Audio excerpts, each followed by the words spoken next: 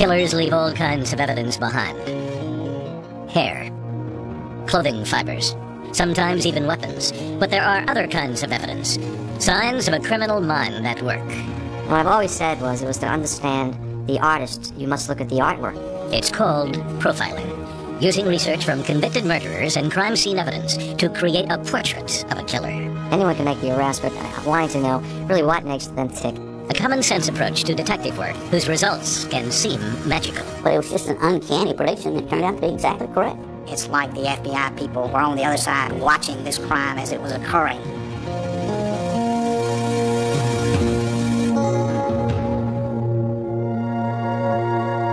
Atlanta, Georgia. Between January 1979 and May 1981, more than 200 murders occurred in and around the city. But the most troubling of these crimes were the mysterious deaths of 28 children and teenagers. It would be the nation's first major test of criminal profiling. July 28, 1979, police responded to a foul odor in a wooded area off Niskey Lake Road in Atlanta's predominantly black East Point section. Upon arrival, they found the body of 13-year-old Alfred Evans, who had been missing for 3 days.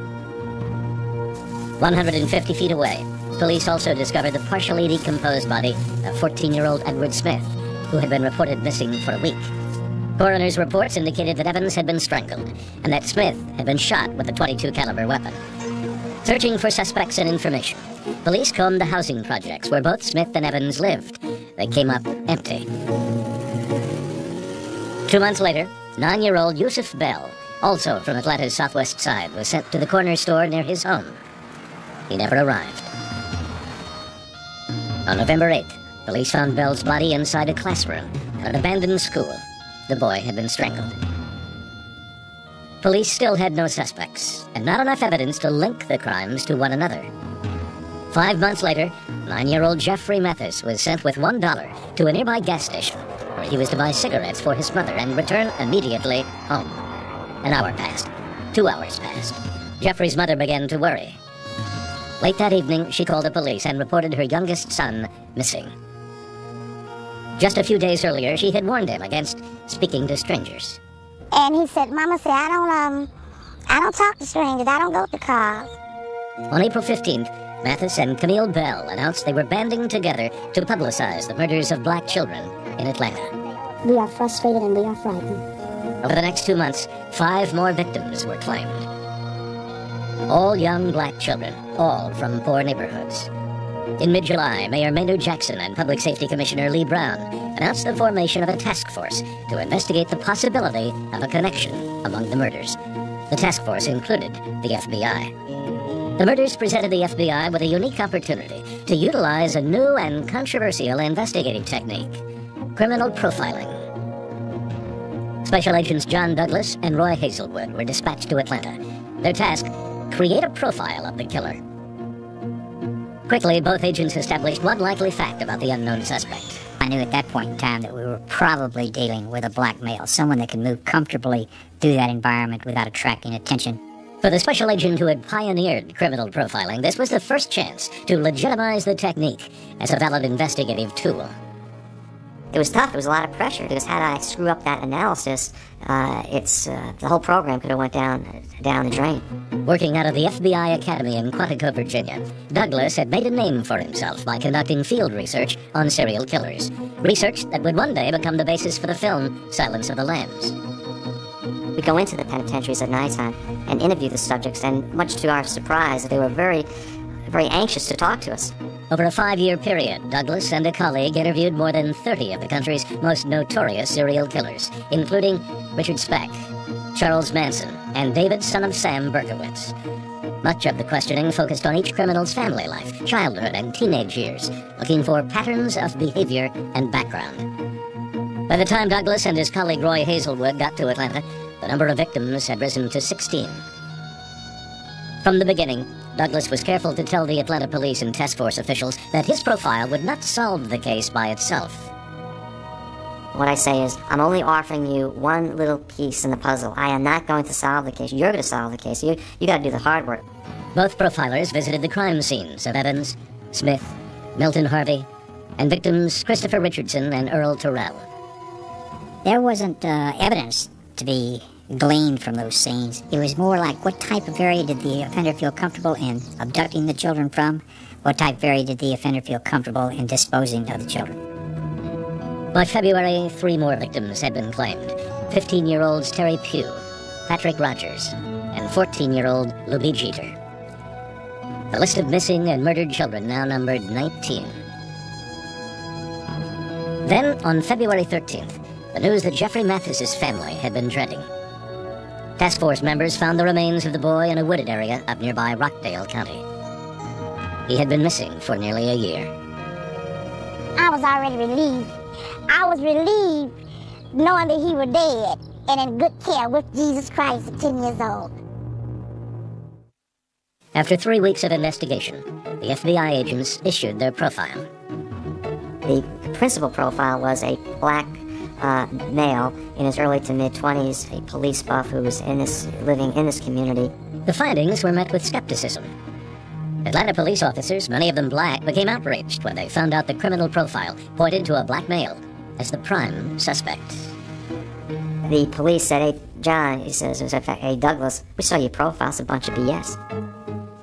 Police soon had another important tool to help focus their investigation.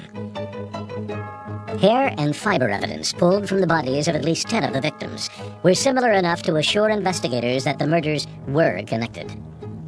To John Douglas, the hair and fiber evidence was a sign of how physically close the killer got to his victims. The unknown subject had some kind of relationship. He was coming in contact with these kids. At some point, he snaps and he decides to kill them. Douglas also predicted that the next group of victims would be found near water. The medical examiner came forward and was basically boasting that we were getting very good evidence. We were getting this hair and fiber evidence off of the bodies, and what we suspected and felt was that a good way to wash away that evidence is to dump the bodies in water. Over the next 3 months, a total of 9 more victims would be found. 7 of them in the Chattahoochee and South rivers. All of the victims, like many of the previous 19, had been strangled. The task force now set up round-the-clock stakeouts of every bridge along both rivers. After nearly 2 weeks of surveillance, with no suspects and no more bodies found in the rivers, task force officials gave the order to shut down the stakeouts, effective at 6 a.m. on May 22nd.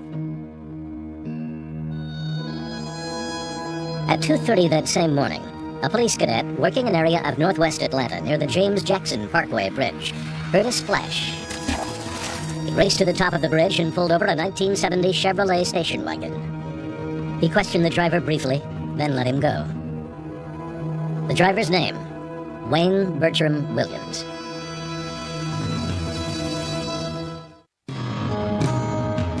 After police had spotted Wayne Williams on this Atlanta bridge in May 1981, the FBI agents began studying his background to see whether he fit their profile.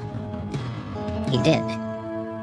The profilers had predicted the perpetrator would be a police buff, someone who gained access to his victims by impersonating a police officer. The 23-year-old Williams had been arrested 5 years earlier for impersonating a cop.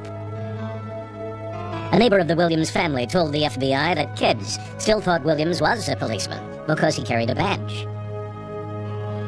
Born and raised on Atlanta's southeast side, Williams was an only child who still lived in the same house where he had grown up with his schoolteacher parents. Locally, he had made a name for himself as a record promoter and talent scout.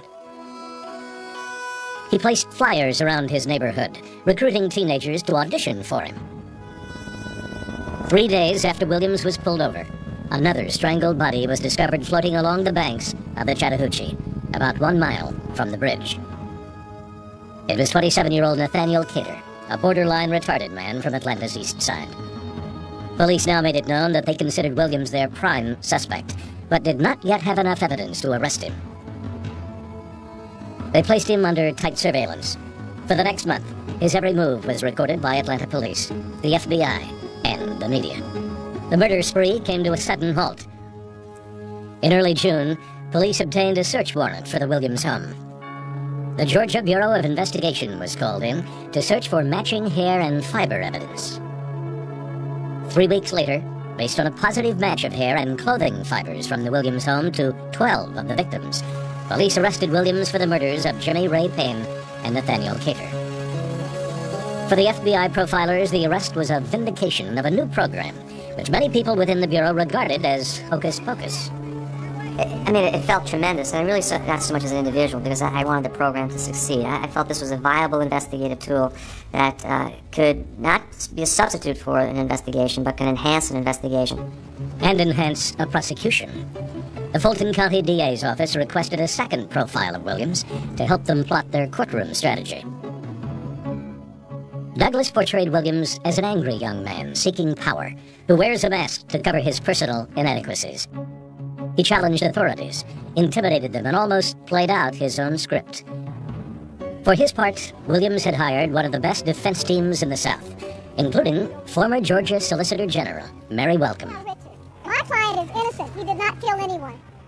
I think Wayne began to realize, hey, this is kind of serious here. And I can understand from his perspective. I didn't do it. And I'm just going to sit back and wait for them to find out for themselves that I didn't do it. When the trial began in late December, prosecutors leaned heavily on the hair and fiber evidence retrieved from Williams' car and home, which matched fibers on the murder victims. But to me, that's the strength of it. It was as strong as leaving a physical item to me that says, this is from the Williams home. But to FBI profiler John Douglas, who was seated right behind the prosecution table, it looked like the jury was losing interest in the complicated details. Our experts were, I think, at times way too technical and said, I think you guys are losing the case. With the trial still underway, Douglas returned to the FBI Academy in Virginia, but not before making another prediction. During the trial, he leaned over to me and he said, 1 week from today, Williams is going to fake illness. And I said, John, Why? And this is because they're really beginning to lose this case, and it's going to be a sympathy ploy on his part. Exactly 1 week to the day after the prediction, Wayne Williams was rushed to Grady Memorial Hospital, complaining of chest pains. Doctors found no medical problem. Douglas, at home in Virginia when he heard the news, was called back a second time to help prosecutors. So now it's like E.F. Hutton, that this guy, however he's doing, we don't understand it, but he's predicting things that are taking place before our eyes. The profiler predicted that Williams would take the stand in his own defense. John said very early, a team of wild horses couldn't keep him off the stand. He's going to take the stand. Reluctantly, on February 22nd, defense attorney Mary Welcome called Wayne Williams to testify. We said, Wayne, what they're going to try to do is to make you angry. You can't be angry. You've got to be calm, but you cannot be emotionless either. When it came time for Assistant DA Jack Mallard to begin his cross-examination, he was armed with some valuable advice from John Douglas. And he suggested that I keep him on the stand as long as possible, that he might break sooner or later. And finally, the last day, the third day on the stand, he came out doing battle. Up to that point, through 2 days of cross-examination, Williams had remained calm, his demeanor never shaken. On the third day, Douglas suggested that the prosecutor try a new approach. I said, what you have to do, Jack, is you have to, at some point, violate his body space. I want you to grab his hands and, at some point, whisper in a low voice, what was it like, Wayne, when you wrapped your fingers around one of the victims' throats? Did you panic, Wayne?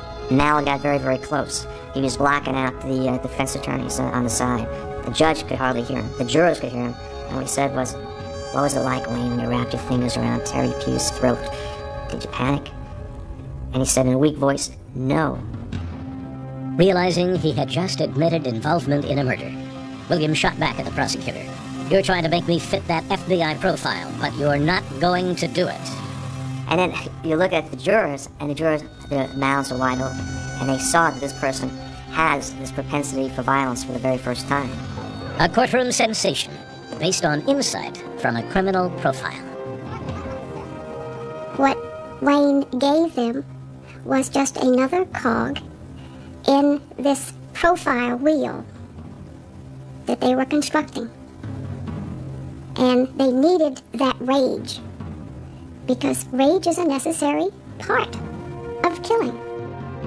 Williams' defense team never recovered from the 1-2 punch of hair and fiber evidence and the outburst in the courtroom.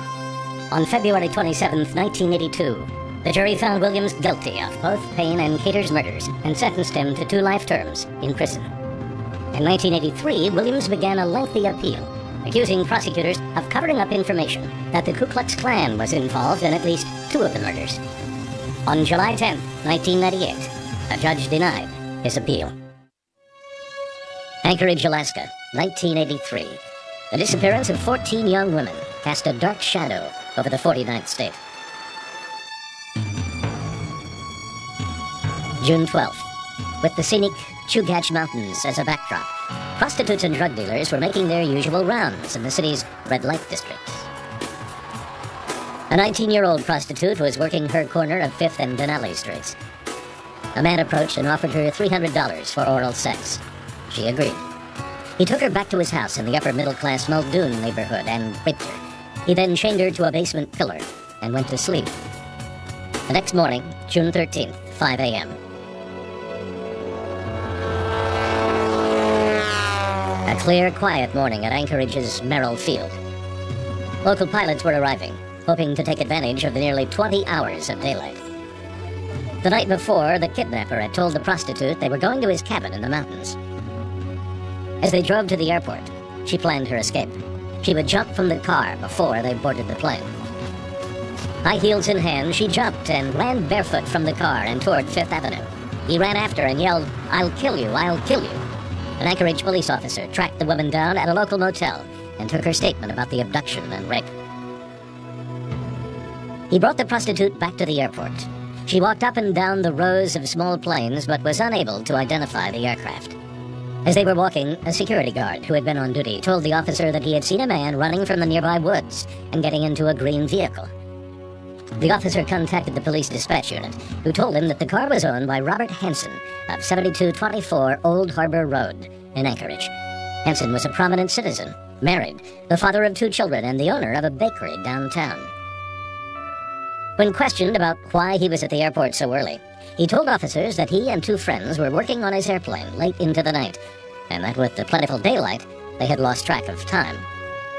A few days later, Anchorage police dropped the case. No, he's not arrested. It was possibly a hooker who had been not paid for a trick by a local businessman out on a night with the boys, and that she was getting back at him for not paying her. For Officer Greg Baker, the case was anything but closed. Well, we had an ongoing problem before this happened regarding missing dancers. The dancers, 14 women, all reported missing. The story was almost always the same. One of the girls, like 27-year-old Sue Luna, would tell a friend that she would be meeting someone who had offered her a lot of money for a sexual encounter. She would attend the initial meeting and never be heard from again. Officer Baker took all of the records on the Hansen case and turned them over to the Alaska State Troopers, who were handling the investigation of the missing dancers. Trooper Glenn Flothy had been pursuing the case since the body of 23-year-old dancer Sherry Morrow was found in this wooded area along the Connect River, 50 miles northeast of Anchorage, in 1981. In July 1983, 2 hunters discovered the body of Paula Golding, also an exotic dancer. The remote location of her body was accessible only by airplane. Hansen was the only one of a handful of suspects who had a pilot's license. And then as we dug a little farther into his criminal background, it became even more apparent that if we did not move quickly to put a stop to him, that he would probably kill again. Robert Hansen came to Alaska from Minnesota in 1970. Not long after his arrival, he opened a bakery. He was featured in a 1982 local newscast. He had a trademarked stutter that most customers and friends recognized as an embarrassment for him. A closer look into Hansen's background revealed personal demons that haunted him from his teenage years. An arrest at 18 for arson, jail time in 1972 for assaulting a woman in downstate Seward, and a 5-year sentence in 1977 for larceny. He was paroled in 1978. With the discovery of the Anchorage police report, Flothy was convinced that the only way to secure evidence was to serve a surprise search warrant on the Hansen home. Little did the trooper know that an FBI profile would hold the key to not only securing the warrant, but to the mystery behind Robert Hansen. After being denied cooperation to file a search warrant from the Anchorage District Attorney's Office, Flothy remembered an article he read in Psychology Today magazine on the FBI's profiling unit. He called the FBI Academy at Quantico and requested the profiling unit. The trooper talked to profiler Roy Hazelwood. After outlining the purpose of his call, he began to tell Hazelwood about his suspect, Robert Hansen. And he goes, no, stop. He said, I don't want to know anything about the suspect right now. You tell me about the victims, and let me tell you about the suspect. Because if you give us any information about a suspect, then we're going to be impacted by that. We're human beings. The trooper told Hazelwood about the body dump sites and the missing dancers, and about the prostitute who escaped. He told the profiler about a pair of .223 caliber shells found at the Goulding and Morrow body sites. After only 10 minutes of discussion over the phone, Hazelwood began outlining a profile. He was very comfortable with the outdoors. We were convinced of that. He was very comfortable with the environment in which he disposed of the bodies. We were convinced of that. The fact that he was a hunter doesn't take a genius to figure that out. And a couple of things that he mentioned, quite frankly, startled. He said this individual may stutter. Robert Hansen did, in fact, have a stutter. The trooper believed the phoned-in profile would be more than enough information to obtain a search warrant. But to bolster his case further, he requested on-site profiling. John Douglas made the trip to Alaska. This person here was a real asocial type. He had a speech impediment. He had a very poor self-image. He had to pick victims like prostitutes who really had to have the gift of gab, because he doesn't have to have the gift of gab. On September 16th, 1983, with the FBI profile in hand, Floki went to the district attorney to request his help in securing a search warrant. He was denied a second time. The trooper took matters into his own hands, preparing the necessary affidavit. For nearly 3 straight days, Floki wove the FBI profile, the physical evidence, and Hansen's criminal background into a request to search Hansen's home, car, bakery, and aircraft. Based in part on Hazelwood and Douglas's profile, a judge now granted the warrant. The next day, Floki led the search of Hansen's home and car. Nearly everything that the profilers had said would be in Hansen's house appeared. Profilers were again right on the money. They found hunting paraphernalia, a cache of guns, disguise kits, and jewelry that belonged to several of the missing dancers.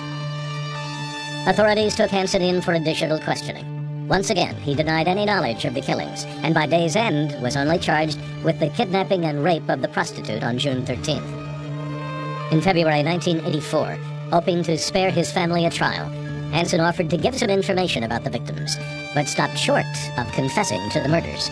But there was one piece of evidence that Hansen did not know about. During the search, we also uncovered several flight maps. And when we looked at the map and compared the location of several of the X's to the known locations of bodies already found, it matched perfectly. Hansen knew his long criminal road was over.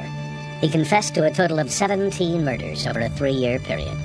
Using the map found in his home, Hansen led police to the remote body sites of 14 additional victims. For his crimes, Hansen was sentenced to life plus 461 years in the Alaska State Penitentiary. Lexington, South Carolina. For high school senior Sherry Faye Smith, May 31st, 1985, should have been one of the happiest days of her young life. She was on her way home from a local shopping center to change clothes, then off to a rehearsal for graduation ceremonies. She pulled into her driveway, stopping to get the mail. A few minutes later, her father, who had seen the car pull up, went outside to greet his daughter. He walked to the end of the long driveway. He noticed Sherry's car empty, the engine running, and the driver's door open. Her purse was on the front seat. He called police. Lexington County Sheriff James Metz was one of the first to arrive. So we immediately went out there, started getting some background information, was able to find some people who had seen Sherry pull into the driveway and a car come by slowly. Within 24 hours, friends, neighbors, and schoolmates came together to search for Sherry. Because of the Smith family's prominence in the community, Lexington became a city focused on one goal: finding Sherry Faye Smith. The next day, June 1st, after an exhaustive day-long search of an area near the shopping mall, police were left with no leads. The Smith family went to bed early, hoping to resume the search the next morning. At 2 a.m. on June 2nd, the phone rang. Sherry's mother, Hilda, answered the call. On the other hand is an individual who sounds like he's disguised his voice in some way, and he was letting her know that Sherry was with him. Police began taping the conversations with the kidnapper, hoping to trace the calls. The sheriff made frequent trips to the Smith home, sometimes talking to the abductor himself. During one of the conversations, the sheriff challenged the kidnapper to come up with some proof that he was holding Sherry hostage. He said, I will send you something. You will get something in the mail that will confirm that this is no hoax, that I am telling you the truth. On Sunday, the sheriff contacted the town's postmaster and found a letter awaiting delivery at the local post office. The letter, a chilling goodbye from Sherry Faye Smith to her family. In it, she told each family member she loved them and said, please do not become hard or upset. Everything works out for the best for those who love the Lord. Even after receiving the letter, the Smith family still held out hope that she was alive. We just want to simply say that whoever it is that has our daughter Sherry, we want her back. We miss her. We love her. And please send her back home where she belongs. But for Sherry's abductor, the game was far from over. The kidnapper knew that Sherry was a water diabetic and kept her family's hopes alive by talking about her medical condition. Can you answer me one question, please? Can you tell me, is she all right physically without her medicine? Sherry is drinking a little over 2 gallons of water per hour. 2 days later, Wednesday, June 5th, the kidnapper calls again, this time with directions. Take Highway 378 west to Traffic Circle. Take Prosperity exit. Go 1.5 miles. Turn right at sign. Moose Lodge number 103. Go 1/4 mile. Turn left at white frame building. Go to backyard. 6 feet beyond, we're waiting. God chose us. Until the phone conversation where he gave directions, the kidnapper had led the family to believe that Sherry was still alive. The body of Sherry Faye Smith was found behind the white building. She had been strangled to death. An autopsy report later showed that she had been left there for at least 4 days. For Sheriff Metz, the answer became clear. This was a different type of criminal that he had experienced in his career. He also knew where to turn for an additional investigative tool. I understood what profiling was all about, and I knew that it could be helpful to us. I knew it may not be the cure-all, but it could give us information based on evidence and the way people acted. The sheriff contacted the local FBI office and requested the assistance of the profilers. The help came in the form of John Douglas and Special Agent Jim Wright. The agents listened to the tapes that had been made of the kidnapper's phone calls. By this point, the kidnapper had called the Smith home 3 more times, each time talking to Sherry's sister, Dawn Smith. And it was very, very, very difficult to want to just scream and yell and cry, and knowing I could not do that because now I had to no longer worry about finding Sherry, but worry about keeping this man on the phone long enough for him to be caught. From the phone conversations, as well as crime scene photos and a review of Sherry Smith's background, Douglas and Wright created a profile of a white male, shy and polite to strangers. He would be overweight and considered unattractive to women. Drawing on his experience interviewing serial killers, Douglas figured he would be a meticulous person, since many of his phone calls to the Smith home recounted very specific times and dates. Douglas believed he would be following news reports of the murders. He also told Sherry's father not to fear an additional kidnapping of his other daughter, Dawn. This was not the type of serial killer that would be pulling into your driveway and killing your second daughter. This guy's a real coward. Then the phone call stopped. For over a week, as the Smith family grieved over the loss of Sherry, their only source of communication with their daughter's murderer seemed to be cut off. June 14th, 1985. 9 days after Sherry Smith's body was found, 9-year-old Deborah Helmick was abducted from her front yard in the trailer park, where she lived in neighboring Richland County. With a murder and now an abduction on his hands, the South Carolina sheriff requested the FBI's on-scene help in the investigation. John Douglas made the trip to South Carolina. 1 week later, the killer called again. Dawn Smith took the call. Have you heard about Deborah Faye Hambrick, the 10-year-old? H-E-L-M-I-C-K. Richland County? Yeah? Uh-huh. Okay, listen carefully. Go 1 north, 1 west, turn left at Beach Festival Road, go 50 yards, and to the left, Deborah Faye is waiting. God forgive us all. The directions were to the body of little Deborah May Helmick. What began as the case of a single abduction had now turned into an investigation of a double murder. As Lexington residents reacted to the killings, it would be Sherry's own last will and testament, and the criminal profile, that would help solve both cases. Police had been working with a South Carolina crime laboratory and doing tests on the paper on which Sherry Smith had written her last letter. Technicians used a machine designed to pick up impressions left by pens and pencils from sheets that had been in a notepad. They detected a grocery list and what seemed to be a phone number. And so when he made her sign the last will and testament, he ripped off that page or two, so to the naked eye it looked like a clean sheet of paper. But when it was processed, they came up with this indented writing, all but one digit. Using the phone number as their guide, police followed a trail of evidence, ultimately leading to the home of Ellis and Sharon Shepard, who lived in nearby Saluda County. Sheriff's deputies raced to the Shepard home to find that not only did the couple not fit the profile, but had been out of state on vacation when the two murders occurred. So police read the profile to the Shepards. They told the couple about the unknown subject's weight, his likely problems with women, and about the subject's meticulous nature. Ellis and Sharon Shepard looked at each other and uttered the same name, Larry Gene Bell. The criminal profile created to help solve the murders of two South Carolina girls had led police to a man who had been house-sitting for a local couple, Ellis and Sharon Shepard, when the crimes occurred. His name, Larry Gene Bell. FBI profilers John Douglas and Jim Wright predicted to Lexington County, South Carolina Sheriff James Metz that the murderer would be in his 30s, would have failed, possibly violent relationships in his past, and would likely have a lot of flexibility in his job. They said he would probably have an arrest record. Bell was in his 30s and occasionally worked as an electrician. He had been arrested for making harassing phone calls in 1979. So everything about the criminal profile fit only one person, Larry Gene Bell. The age matched, the fact that he would be extremely neat matched in his room, everything was just precisely in place in his vehicle, everything was as neat as a pin. The day after Bell's name surfaced, deputies searched the Shepard home. After finding hair samples that matched victim Sherry Smith, Sheriff Metz issued a warrant for Bell's arrest.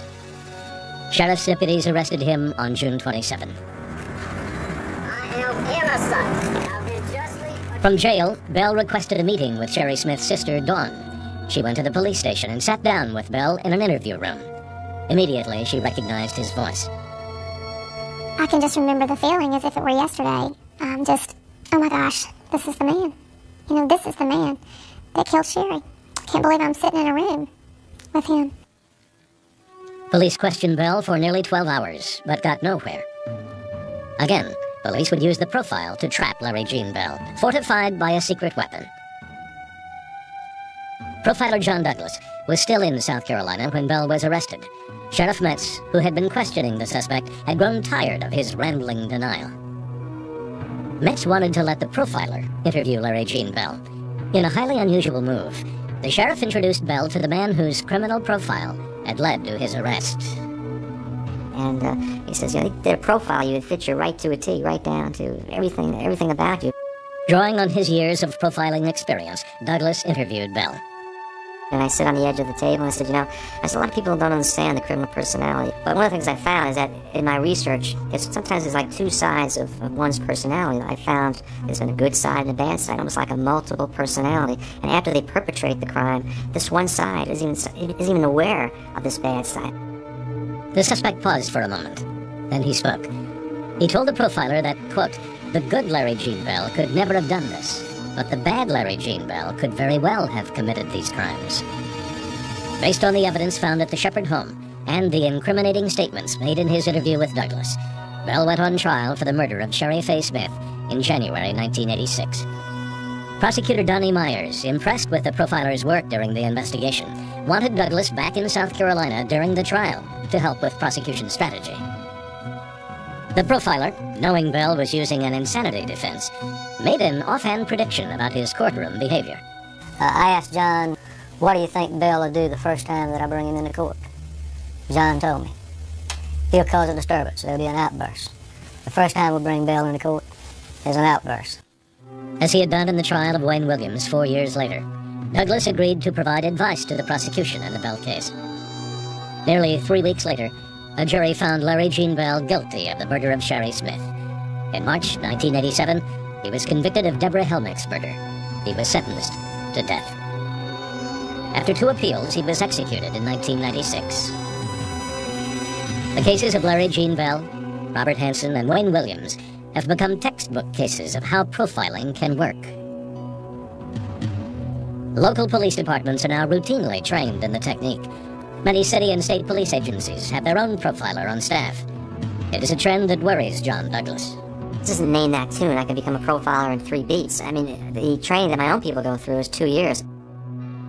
It is a simple idea, really. Using deductive reasoning and basic clues to create a portrait of a killer. There's no such thing as profile A for this type of murder, profile B for this type of murder. The art of profiling depends greatly upon the human mind. It depends greatly upon human experience. It depends upon common sense. And you use your common sense to arrive at, quote, a profile of the unidentified offender, end quote.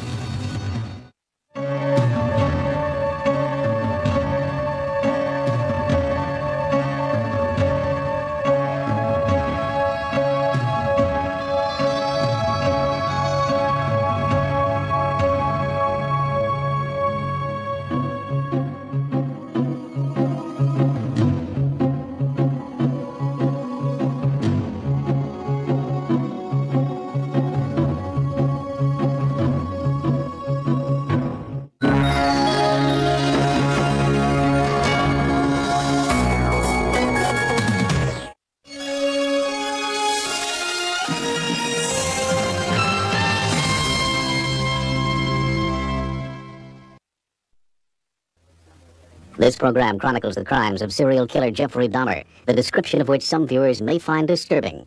Viewer discretion is advised. There is no question in my mind that what Jeffrey Dahmer became was the embodiment of evil. First thing that we saw was a human head that was in a refrigerator. The bodies had totally disappeared. Not a trace. None of them knew what had happened to their sons. And no one in a million years could have guessed the monstrosity that was inside his head.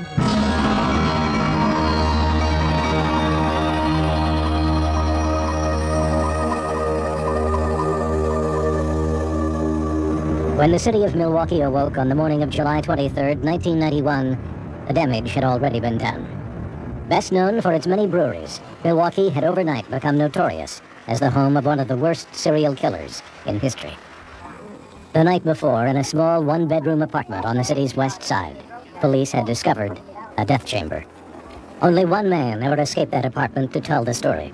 6 months later, in the Milwaukee County Courthouse, 32-year-old Tracy Edwards would recount a night of sheer terror at the hands of Jeffrey Dahmer. Late in the afternoon of July 22nd, Dahmer approached Edwards, who was eating with some friends at the Grand Avenue Mall. And he said he was a professional photographer. He usually pays people for pictures and stuff like that if anybody was interested in making money at that time. He offered Edwards $100 to pose nude at Dahmer's apartment. According to Edwards, there was no indication of any homosexual intent. He didn't even act like it at that time. At first, Edwards hesitated, but needed the money and agreed to go to Dahmer's apartment to check things out. They entered the Oxford apartment complex, and Dahmer unlocked the door to apartment 213. When we got inside, he turned out burglar alarms. I asked him why. First, it was a foul odor, okay? Tell us about that. What kind of an odor? It was just like an odor. I didn't quite know what it was. You know, he told me a sewer pipe had broke and management would take care of it. There were security cameras and a sophisticated alarm system. He said the part of the neighborhood he was in, he was protecting his property, things like that. It was like normal, pretty decent apartment, had nice things in it. They sat down on the couch. Tracy Edwards suspected nothing. He was simply visiting with a normal, everyday person, a good conversationalist. He asked me, was I interested in doing the photography? You know, I told him I was still contemplating, so therefore he offered me a beer and a rum and coke mixture. Dahmer drank a beer too, as Edwards sipped at his rum and coke. I'm not a big liquor drinker, so it didn't taste that good to me. While he didn't know it then, his distaste for liquor may have saved Tracy Edwards' life. The drink was drugged, Dahmer's modus operandi for gaining control over his victims. To Edwards, the mood seemed to grow heavy. He decided to skip the photos and prepared to leave. Yeah, then I was just, I don't know, getting a little agitated maybe, you know, because of the smell and things. And then he threw my conversation off talking about the fish in the fish tank, you know. As Edwards turned to look at the fish, Dahmer seized the moment. He slapped a handcuff on Edwards' left wrist and placed a large knife against his ribs. I think, like, you know, what's going on, you know? this guy is so nice, and all of a sudden, you know, it's like he was pulling knives and handcuffs and all on me, you know. And he told me at that point if I wouldn't do what he said, he would kill me. It's like not the same person that we met at Grand Avenue Mall. How is he different? His face structure seemed different, you know, his body structure, it's like it wasn't him anymore, you know. It's like it was a totally different guy there. Dahmer then seemed to calm down. He told Edwards the key to the handcuffs was in the bedroom, and with the knife at Edwards' back, guided him there. As they entered the bedroom, Edwards noticed a large blue drum against the wall, but didn't ask about it. With Edwards still cuffed on his left wrist only, they sat on the bed together and began to watch a tape of The Exorcist III, which Dahmer said was his favorite movie. Periodically, while watching the tape, Dahmer would rock back and forth, mumbling and chanting. And then he would turn around and try to ask me to put both of my hands behind my back, and I wouldn't, you know, do it. I would talk to him. I tell him, you can trust me. You know, you don't have to do this, and that would calm him down a little bit. After a while, Dahmer assumed control again. He told me to lay down, face down, put both of my hands behind my back, because he changed again at that point, like he got more aggressive at that time. He kind of laid across me, put his head across my chest, like he was listening to my heart, because at the point he told me he was going to eat my heart at that point. Said he was going to eat your heart? Yes, that's correct. Did he still have the knife? Yeah. Where was the knife pointed?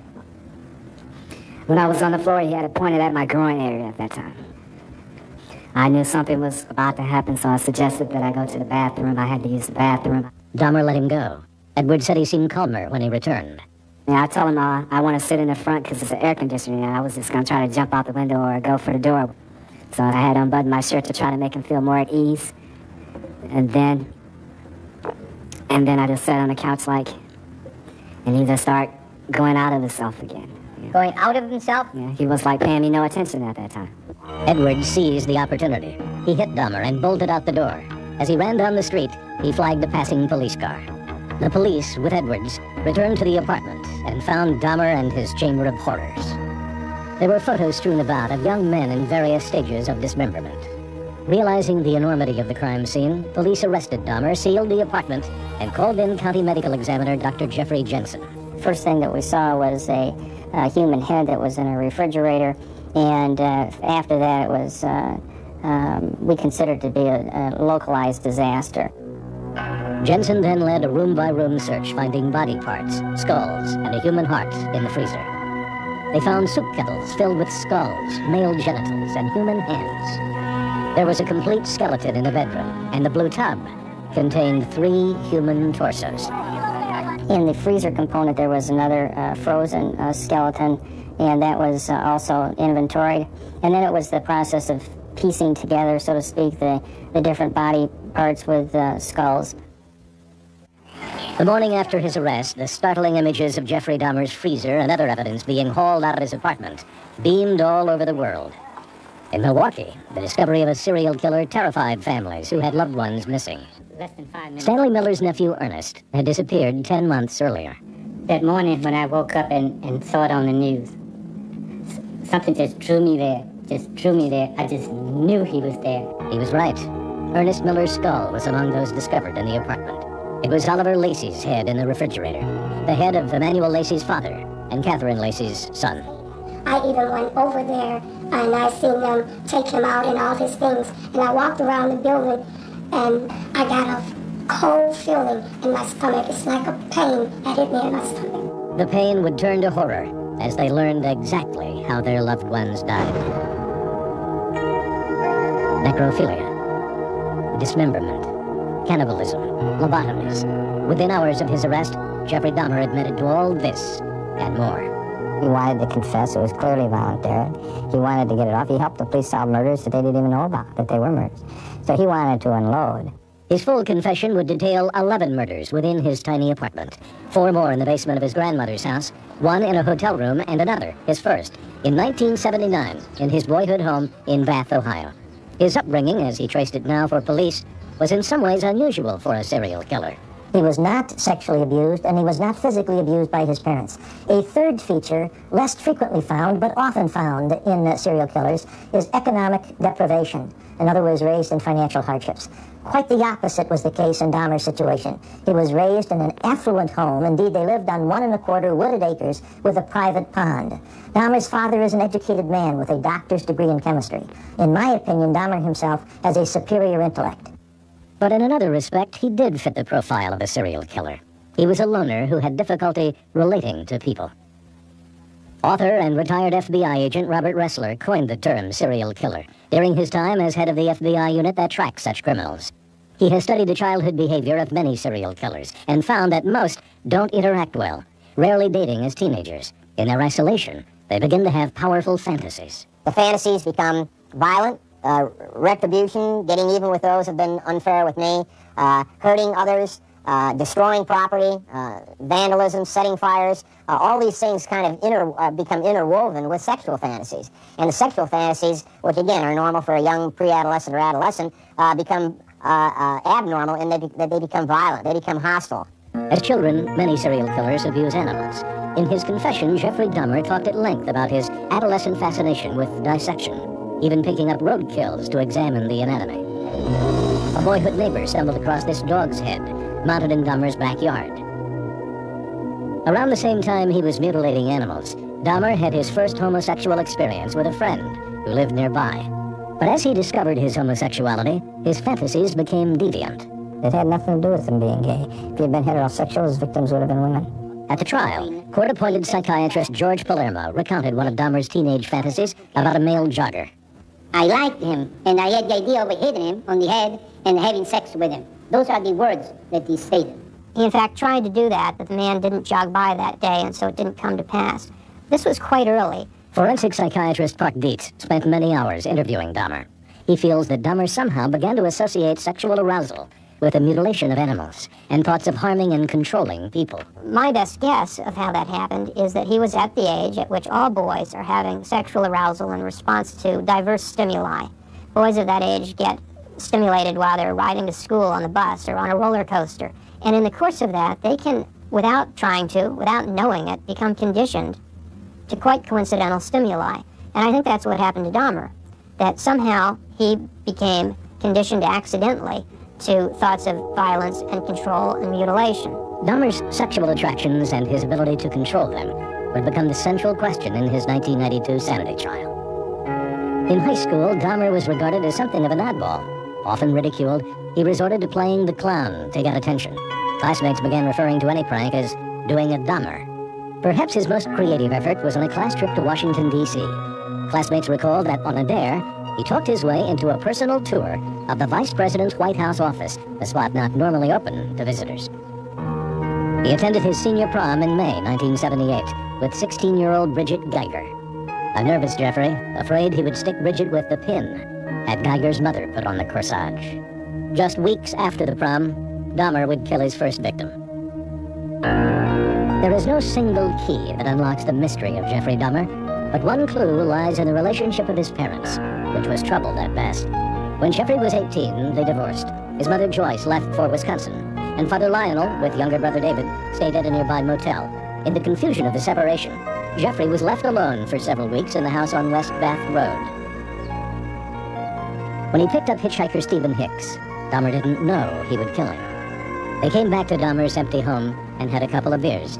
But when Hicks decided it was time to get going, Dahmer was in no mood to be alone. The guy wanted to leave, Dahmer recalled. I didn't want him to leave. He picked up a barbell and hit Hicks over the head, and then strangled him. Jeffrey Dahmer had acted out his fantasy, and now the grim reality of a dead body was staring him in the face. He took the corpse into a crawl space beneath the house and cut it up, placing portions of it in plastic garbage bags. He loaded Hicks' body in his car and headed for the local dump.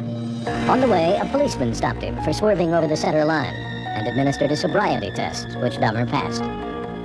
Dahmer was just about to leave when the officer noticed the garbage bags in the back seat. Smoothly, Dahmer explained that it was garbage from his parents' house. The unsuspecting officer sent him on his way. Dahmer had told the most important lie of his young life and gotten away with it. A frightened Jeffrey Dahmer took the body back home and into the crawl space. There, with a sledgehammer, he broke the bones into tiny bits. He took the fragments to a hillside on his property and, spinning slowly in a full circle, scattered the bones all over the land. Stephen Hicks had totally disappeared. The first slaying occurred in 1978. The parents had no idea what happened to their son. No trace of the body was found until Dahmer confessed in 1991. That was 13 years of living hell. Jeffrey Dahmer was repulsed by what he had done. Already a heavy drinker in high school, he continued to seek refuge in alcohol. He entered Ohio State University in the fall of 1978, but drank himself out of school after one semester. His father was concerned and talked Jeffrey into joining the Army. He did so, and trained to be a medic, spending untold hours studying human anatomy. He was shipped to Germany, but was discharged 2 years later at the age of 20, again because his drinking was so compulsive. Feeling lost, he came to Milwaukee to live with his grandmother in this house, tucked into the safe, tidy suburb of West Allis. Although arrested in 1982 for exposing himself to 2 adolescent boys, the 22-year-old Dahmer tried, in his own words, to walk the straight and narrow. For a while, he attended church with his grandmother and stopped drinking. In his confession, he stated that he tried at this time to suppress any homosexual thoughts. He got work in a blood plasma center, and later as a mixer, making candies for Ambrosia Chocolate. But eventually, he slipped back into drinking. He began going out to gay bars, and sometimes not coming home. In November 1987, in the 219 Club, Jeffrey Dahmer met Steve Toomey. The two left together and got a room at the Ambassador Hotel. According to Dahmer, they drank heavily and engaged in consensual sex. Dahmer passed out, and when he awoke, Toomey was lying in bed next to him, dead. Dahmer was confused. He bought a large suitcase and put Toomey's body inside it.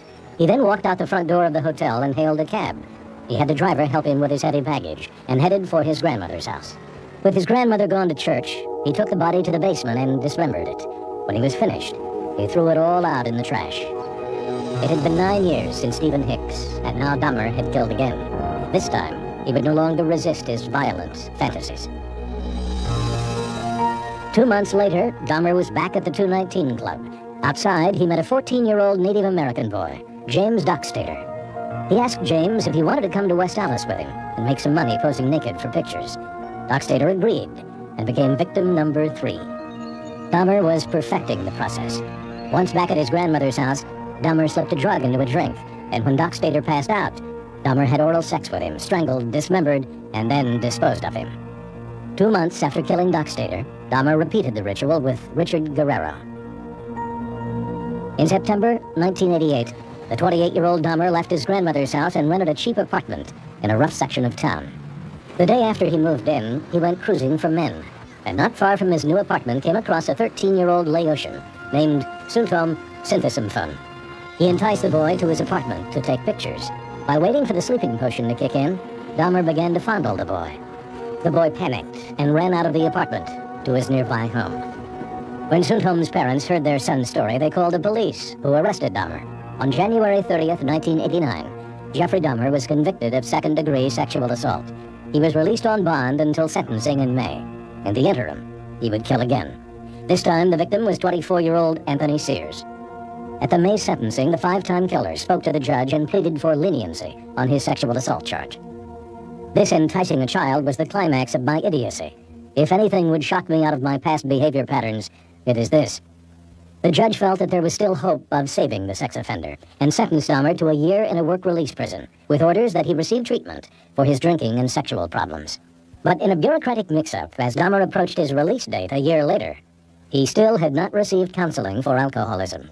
In March 1990, Dahmer's father Lionel wrote a letter to the judge for the case asking him not to release his son before he had completed a treatment program. I sincerely hope that you might intervene in some way to help my son, who I love very much and for whom I want a better life. This may be our last chance to institute something lasting. One day after Lionel Dahmer mailed that letter, his son Jeffrey walked out of prison. On May 13th, he signed a lease for apartment 213 in the Oxford Apartments. 2 weeks later, he would kill again. Most serial killers are sexual deviants. Usually they are either sadists, like Ted Bundy, or they are necrophiles, like Jeffrey Dahmer. Sadists enjoy the power of taking a human life, but Jeffrey Dahmer hated killing. He had to get himself intoxicated every time he killed one of his victims, and he had to get himself intoxicated again in order to dismember them, because he found those aspects distasteful. But it was a means to an end in obtaining a sexual partner. Ernest Miller, near the Oxford Apartments. Miller was an accomplished dancer. Dahmer later told police he immediately took a liking to the muscular 24-year-old and offered him money to pose for pictures. Miller agreed, and once in the apartment, Dahmer drugged him. But Miller woke up sooner than expected, and Dahmer, instead of strangling him, was forced to slit his throat. Dahmer had sex with the dead body, and while he was still naked, dismembered it. Dahmer later stated he always dismembered his victims while in the nude. What he wanted was something that he could hug, spend his time next to, fondle, and not have any demands made for sodomy, which he did not like. The dilemma he had was that he didn't have the social skills to find someone who would find that gratifying and wanted no more. Dahmer began to keep souvenirs. He took Polaroids as Miller bled to death on the bed. Dahmer then decapitated him, boiled the flesh off the head, painted the skull, and kept it. It's common among serial killers to keep jewelry, photos, even body parts of victims as a keepsake. Dahmer took it one horrifying step further with Ernest Miller. He rated this was a person he really liked. He indicated that he had filleted his heart and kept it in the freezer, and he also kept his bicep. He stated that it tasted like beef for a filet mignon. He ate only the people that he really liked, and he wanted them to be a part of him or with him all the time. Sometimes I just think, well, maybe this is just a bad dream. You know, I'm gonna wake up tomorrow and all this whole thing has been a bad dream, because there's no one in this world like that. In fact, Dahmer may have represented a new wave of serial killer. Initially, the serial killers were like Ted Bundy, the predator serial killer, picking up a victim in a bar, sexually assaulting and disposing of the bodies. Sometimes, as in the case of the Hillside Stranglers, dumping up the side of the road. We are now finding these individuals spending more time with their victims and having a desire to keep that relationship going for a period of time. This hit-and-run type is becoming less frequent, and the collector, as I call him, is becoming more frequent. Dahmer was attracted to men with dark skin and thin, athletic builds. He was also a necrophile. But he wasn't necessarily drawn to corpses. He wanted a completely compliant partner. He tried various strategies to solve that need of his. He drugged men so that they would be available to him all night long.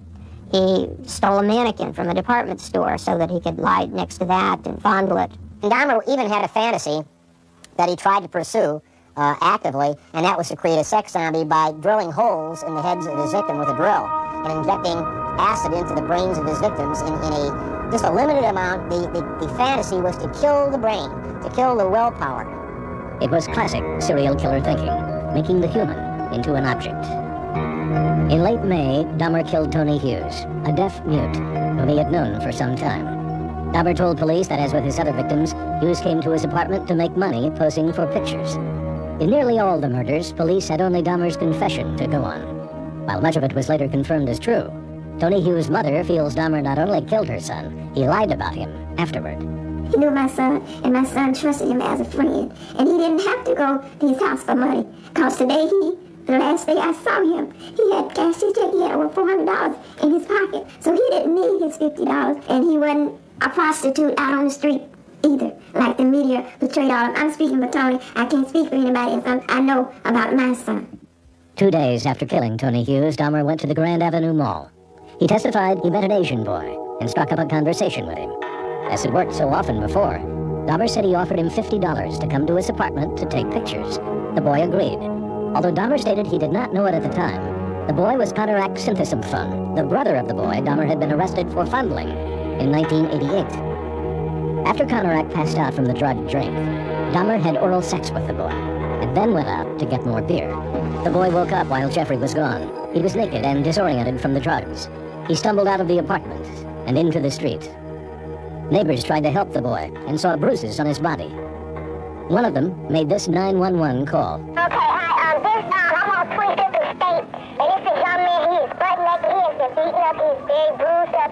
He can't stand. He's 35 now. He is butt naked. He has no clothes on. He was really hurt. And I ain't got no coat on. I can see him. He needs some help. Where's he at? 25th and State. The corner of 25th and State. A police squad car and an ambulance were immediately dispatched. Jeffrey Dahmer was returning from a neighborhood bar when he saw the crowd on the corner of 25th and State. As he had done many times before, Dahmer coolly walked up to the authorities and lied. He told the police he and Conorak were lovers who had had a fight. He laughed and said Conorak had acted this way before when he had had too much to drink. The officers went back to the apartment where Dahmer showed them some pictures of Conorak and himself. Police later reported that Conorak tried to speak in a slurred Asian dialect, but was unintelligible. The officers noticed an odd smell in the apartment, but did not investigate. If they had gone into the bedroom, they would have stumbled across Tony Hughes' decomposing body. Had they run Jeffrey Dahmer's name through police computers, it would have told them he was still on probation for a sex crime. In the end, The officers took Dahmer at his word that the 14-year-old boy was an adult. They left Konarak with Dahmer in the living room. Back at the squad car, they chuckled about the unique domestic disturbance. The intoxicated Asian naked male was returned to his sober boyfriend, and Dahmer later confessed that moments after the officers left, he strangled Konarak and had sex with the body. He took pictures as he dismembered the corpse and then put the torso in the big blue vat. Dahmer kept the skull. Basic law enforcement practices were not followed. When the story of the incident broke after Dahmer's arrest, Police Chief Philip Areola suspended the 3 officers. The incident ignited the gay and minority communities into weeks of rallies, vigils, and protests over police insensitivity. It's nice that you suspended the people, but we don't want anybody suspended. We want to be treated with dignity. Milwaukee's mayor would call it the most traumatic time in the city's history. Not long after he killed Konarak Synthosyphone, Dahmer lost his job at the chocolate factory. He was broke, behind on his rent, and spending all his money on cruising and buying materials for disposing of the bodies. The one momentary pleasure for him was sex, which inevitably led to murder. Dahmer would kill 4 more young men before Tracy Edwards was lucky enough to escape on July 22nd, 1991. The trial of Jeffrey Dahmer opened on January 30th, 1992, 6 months after his arrest. A bulletproof shield divided the spectators from the participants. It was an audience filled largely with victims' families, as well as Dahmer's father and stepmother. Jeffrey Dahmer did not testify at the trial. He had already pleaded guilty to the killings. The only question was his sanity at the time of the murders. If found insane, Dahmer would be housed in a mental institution. The burden of proving he was not sane fell to the defense. I think everybody's initial reaction is, you have to be nuts to do something like this. And that is the first reaction of everybody. That's one thing to say that. It's another thing to prove it. And in order to prove it, you must show psychosis. Psychosis is that particular mental malady where the person can't understand reality. When they think a stick is a bat, or they fear that a human being is a devil, that type of unreality. One of the more famous ones, the Son of Sam case, where the man was taking orders from a dog. At least he said he was. Serial killer David Berkowitz, known as the Son of Sam, murdered 6 young women in New York in the mid-1970s. When he was apprehended, Berkowitz said he was insane. It was not convincing to the judge, who found him competent to stand trial. He was sentenced to life in prison. In the Dahmer trial, the jury first had to determine if the killer had a mental disease, and if he did, was he able to understand that his actions were wrong? And further, was he able to act in accordance with the law? Dahmer's defense was that his mental illness was necrophilia, and that his sexual urges toward dead bodies became so strong that he couldn't stop himself from killing. As the prosecution saw it, Dahmer was not crazy, but slowly accepted the idea of killing. Certainly as Jeffrey Dahmer first thought of the idea of having sex with an unconscious man and then a dead man, certainly it shocked him. But he kept turning over the fantasy in his mind. Finally it became tolerable, and then he decided to act out on the fantasy, to realize it. And when he did kill, McCann argued, he was sane and even methodical. Dahmer would most often cruise for victims on Friday, so he would have the weekend to enjoy and dispose of the bodies. If he didn't meet someone on Friday, he wouldn't kill that week. Dahmer never attacked on the street, only in the controlled environment of his apartment.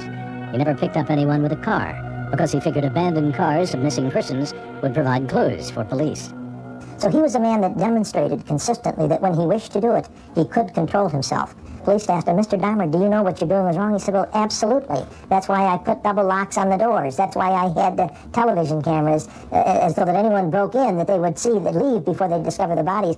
There was never a question whether or not he understood the wrongfulness of Scott. He knew what he was doing was wrong. The question was, could he be able to stop it? I think as he progressed into this killing spree that he certainly got crazier and crazier. So basically I tried to argue that he was crazy certainly after about the 9th or 10th murder. It was about that time, in the spring of 1991, that Dahmer began to experiment with the idea of creating a decorative altar of skulls. He never built the altar, but later sketched it for police. And it was also around the time he tried to give his victims crude lobotomies to create sex zombies who would never leave him. To me, that is not a sane fantasy. That is not something coming from a person who has their psychological act together. It's coming from a person that has lost and really have stripped their gears of sanity and are now wallowing in some sort of a psychotic haze. Psychiatrist Park Dietz testified for the prosecution. he feels that Dahmer was not the runaway train Jerry Boyle described, but as with most serial killers, one with Dahmer at the controls. Nothing drives any of these men from fantasy to action, except themselves. They're in the driver's seat. In his closing argument, Prosecutor McCann played on the issue of Dahmer's characteristic lying. McCann warned the jury not to be fooled. He fooled the police in Bath, Ohio. He fooled the police when he had Hicks' body in his car. He fooled the Milwaukee police on the Counteract Simpson Dawn case. Ladies and gentlemen, he's fooled a lot of people, including the court that gave him a year's probation. Please, please, don't let this murderous killer fool you. Jerry Boyle, however, offered a synopsis of Dahmer's life that portrayed a sick, out-of-control man. Jeffrey Dahmer, as a total human being, a person who's into fantasy, drugging, keeping skulls in locker, cannibalism, having delusions, chanting and rocking, picking up roadkill, going and trying to get a mannequin home so he can play sex with a mannequin, posing people who are dead that he killed for pictures, masturbating all over the place. This is Jeffrey Dahmer. Family members of victims tried to pass the time as the jury deliberated. It took less than a day to return a verdict. In regard to the death of Ernest Miller, did the defendant Jeffrey L. Dahmer have a mental disease? Answer, no. For every murder with which he was charged, Dahmer was found sane. At a press conference later, District Attorney McCann told reporters how happy he was that uncontrollable sexual urges had not been accepted as grounds for insanity. We were all concerned of this emerging as a defense, not just in a murder case, but more likely in rape cases and child molesting cases. At the sentencing hearing 2 days later, Judge Lawrence Graham allowed victims' families to tell both the court and Dahmer about the impact the crimes had made. It was one of the most emotional moments of the trial. You took my 17-year-old son away from me. I'll never get a chance to tell him that I loved him. I'd have a chance to tell him that I loved him the last time I saw him, which will be a year tomorrow. Never, Jeffrey! Jeffrey!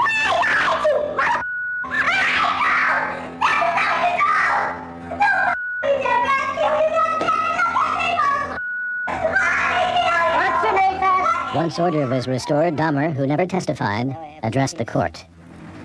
I know how much harm I have caused.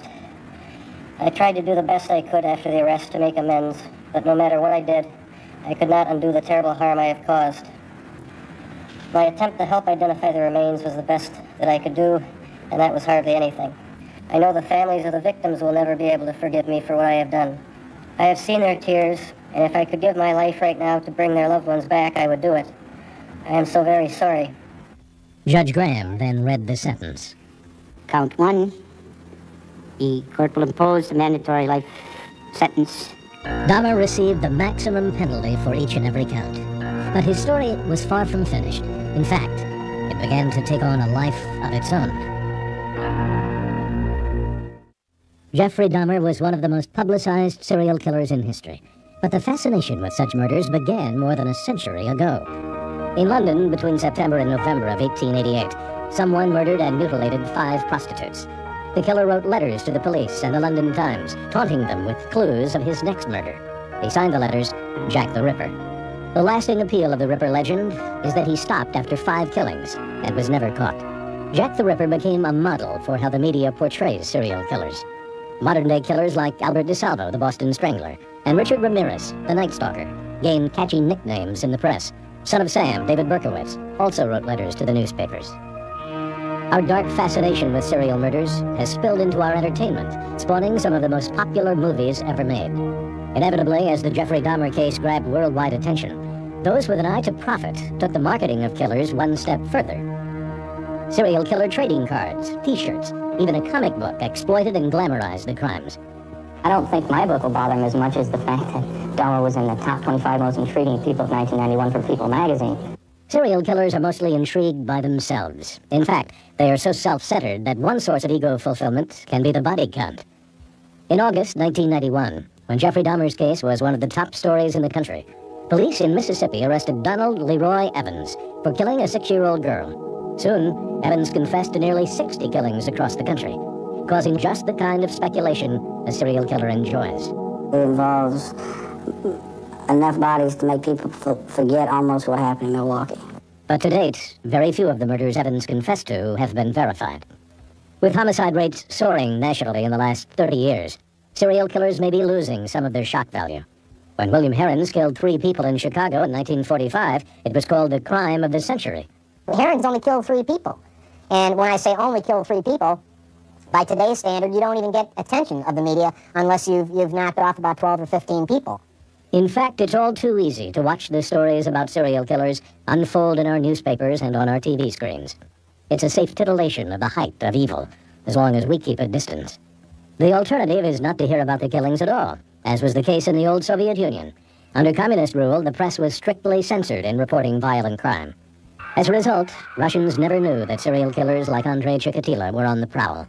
The self-proclaimed mad beast murdered 53 people in a 10-year spree. With the end of censorship, his 1992 trial received wide press coverage and left viewers in disbelief and shock. Milwaukee is a city still healing from the crimes of Jeffrey Dahmer.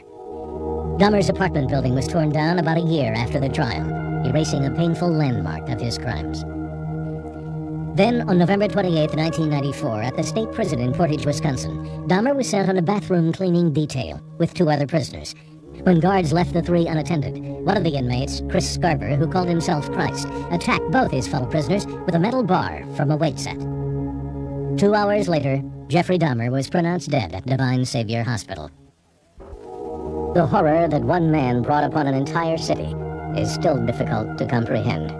There is no question in my mind that what Jeffrey Dahmer became was the embodiment of evil. I think that if we had lived in the Middle Ages, that would have been the defense. And a jury might have believed that, in fact, the devil took over his being and caused him to do these things. Dahmer, of course, is evil. Dahmer knew it was wrong all the time. One of the reasons that he drank as he did the killings, I think, was to silence his conscience, to dull his conscience. This isn't a man that didn't know right from wrong. He knew it was wrong, he knew it was evil. The hardest thing for the public to accept is that these men view humans as so inferior to themselves that the death of another is trivial compared to the momentary pleasure of the killer. His orgasm is more valuable than your life. I call him Halley's Comet. He's a total mystery. Comes around once every 75 years. Can't figure out why, but he's there, and thank God it's only once every 75 years.